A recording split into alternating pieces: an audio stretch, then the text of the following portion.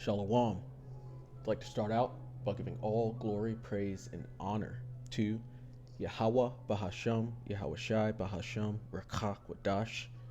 Double honors to the elders and apostles of the Great Millstone, and Shalom to the elect of Israel.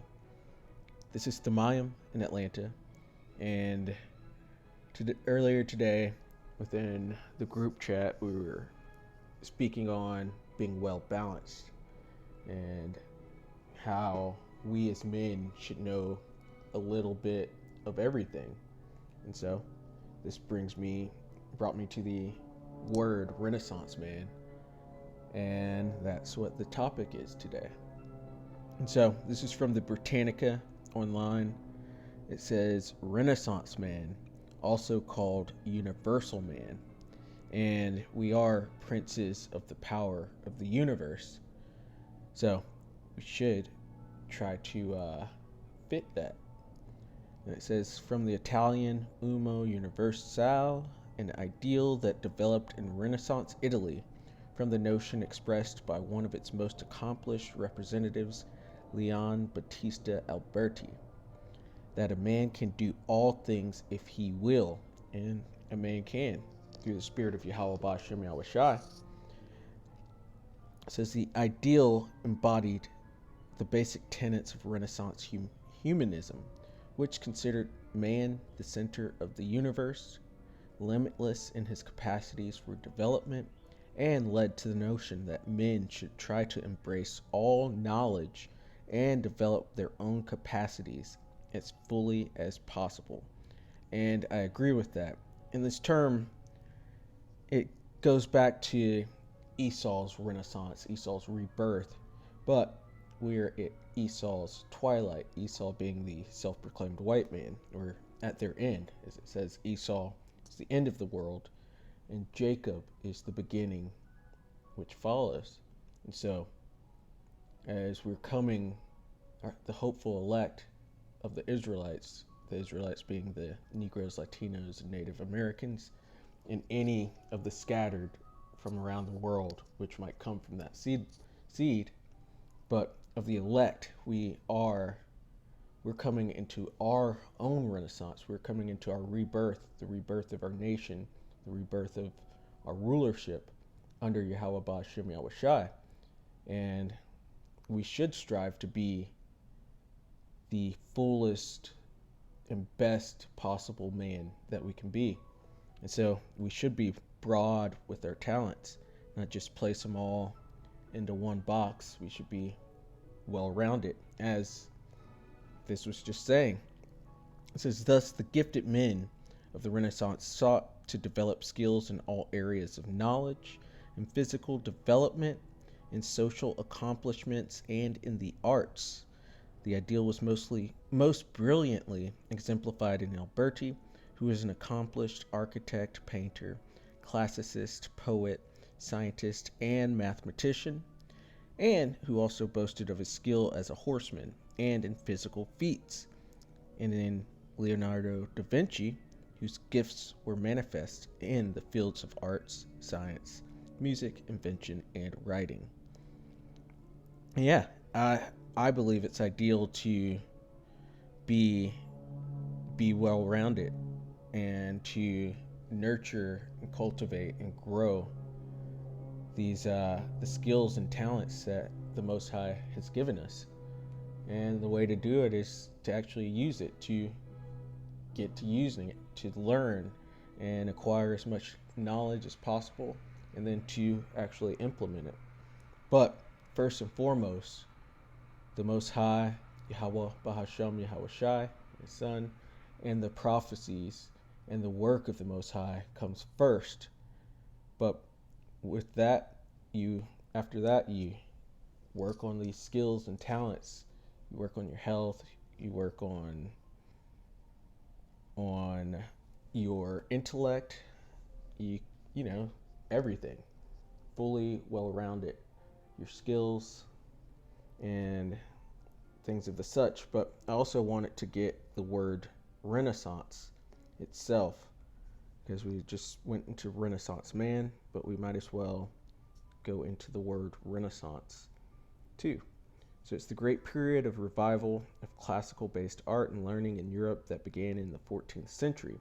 And so that is when Esau was coming out of the caves and starting to take back Europe. It was his rebirth, the rebirth of the Edomites, of Esau. It says from French Renaissance de Lettres. Can't pronounce that. From Old French Renaissance, literally rebirth. Usually in a spiritual sense, from renaître, to grow anew, of plants, to be reborn. And where do we see that in the scriptures? From the vulgar Latin renaissere and renaissasse, to be born again, to rise again, to reappear, to be renewed, to be born, to give birth, to beget. It says an earlier term for it was revival of learning. In general usage, a revival. And so, since we're there, speaking on being born again, we've got to go to John 3, and we'll start at 1. It says, there was a man of the Pharisees named Nicodemus, a ruler of the Jews. The same came to Yahushua by night and said unto him, Rabbi, we know that thou art a teacher come from the Most High, for no man can do these miracles that thou doest except the Most High be with him. And Yahushua answered and said unto him, Verily, verily, I say unto thee, except a man be born again, he cannot see the kingdom of the Most High. And so, and this born again, it's coming from the Ruach HaKodesh, the Holy Spirit, the Spirit which renews us all and turns us into a new man. We're seeing the world through a whole new set of eyes and hearing it through a whole new set of ears. We are born again. We actually can see the truth of the world, the actual reality. And with that, you should be the best that you can be. And that definition of Renaissance also went into renew. So we got to get something on being renewed. Isaiah 40 and 31. But they that wait upon the Lord Yahweh shall renew their strength. There's that word renew. They shall mount up with wings as eagles. They shall run and not be weary, and they shall walk and not faint. And this is goes into spiritual power, but at this point that we're at right now, this should go into being a whole new man, or elevating the man that you are right now, or the person, because we do have a few women that listen to this gospel as well. But yeah, I believe we should have, or at least dabble. I'm not saying be an expert in all different fields, but you should dabble, at least have a little bit of knowledge in just about everything, from machinery to fixing things around your house to being somewhat physically competent, just having some level of health about you. You should have some knowledge of fighting. You should have some of hunting and how to gut an animal if you need it to. You should be able to fish. You should be able to forage for food out in the wild. You should be able to cook it. You should be able to identify different plants and animals to build and maintain a fire, possibly build a shelter. Survival skills in general. You should also, on the other side of it, with people, you should have certain people skills and be able to build and maintain relationships. With women, you should have some sort of understanding of seduction. You should have, going into the arts, you should, know some types of music, deeper than just rap. You should know, have different artists that you know and understand, and different types of art. There's food, beverage. You should know how to cook. You should know how to identify different types of wine, gardening, medicine, and the herbs, so that you can fix yourself, heal yourself through the spirit of Yahweh Ba'Shem Yahushai. You should know something about cars and engines. You should know some finance, some investments, geography, history, culture. And as I said earlier, it all starts through Yahweh Ba'Shem Yahushai. So you do need to know the scriptures. You do need to know the prophecies, because the testimony or the spirit of Yahushai is the spirit of prophecy. So these are all, and there's things I'm leaving out, but we should be able to touch on different areas and have some sort of knowledge on it, being a man. And that just goes into being a well-balanced, well-rounded person, a Renaissance man. So we're here at Proverbs 11:1. It says, a false balance is abomination to the Lord Yahweh, but a just weight is his delight. And that is balance, a just weight. The scales actually balancing out. And the Lord has given us different skills and talents, and it's our mission, it's our duty to cultivate these skills and to maintain these skills. Not saying, this is to me first and foremost, and not saying anyone has to be an expert in any field, but it is nice to have a certain understanding on different fields and different skills.